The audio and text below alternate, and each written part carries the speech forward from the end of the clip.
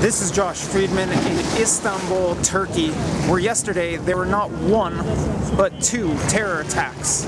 Today is August 11th, 2015. I must start by wishing my mother a happy birthday.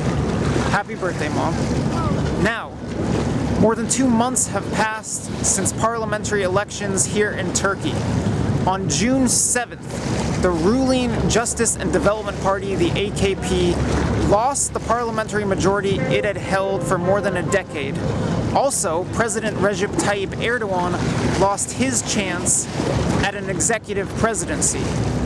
Or did he? As of today, Turkey still does not have a new parliament. It does have a new war, or two, or three, if they can even be counted. Yesterday, there were not 2, but 4 terror attacks in Turkey. 2 in Istanbul and 2 in the southeastern part of the country. In Istanbul, things got started early in the morning with a car bombing outside of a police station that injured 10 people. Immediately following that, there was a gun battle at the location and a leader of the Turkish bomb squad unit was killed. Also in Istanbul, there was an attack at the US consulate. 2 women opened fire, but no victims were injured in that attack. In southeastern Turkey, 4 officers were killed in what was reported as a roadside bomb or landmines going off. Also nearby, there was an attack on a Turkish military helicopter and an officer was killed in that. The Turkish government is blaming 3 of the 4 attacks on the PKK, that is the Kurdistan Workers' Party. The PKK and Turkey had long been at war, but for the past 2 years, there had been a ceasefire in place. That truce is now gone, in the words of President Erdogan. Last month, after an ISIS suicide bombing killed 32 people in southern Turkey, Erdogan and the caretaker government struck a deal with the Obama administration. Turkey agreed to join the US-led fight against ISIS.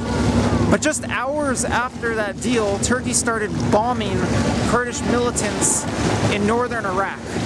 The PKK responded by carrying out attacks in Turkey, and violence has ensued. At least 25 people reportedly died in those attacks, and Turkey and the PKK are basically back at war.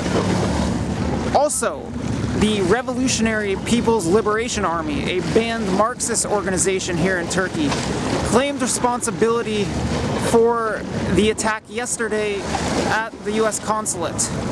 Also, Kurdish leaders and opposition leaders and several newspapers accuse the Turkish government of still collaborating with ISIS, even though it has declared war on the Islamic State. As this chaos has unfolded, Turkey is inching towards a redo election.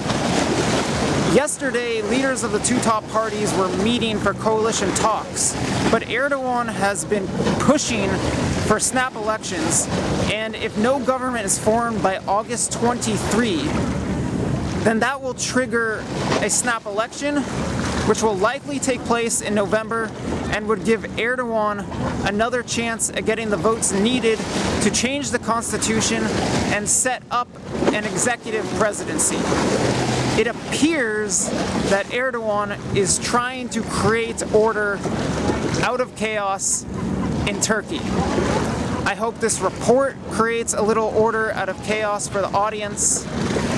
If you would like, I encourage you to respond with comments, questions, or requests for a follow-up. I am Josh Friedman, and for now, I am in Istanbul.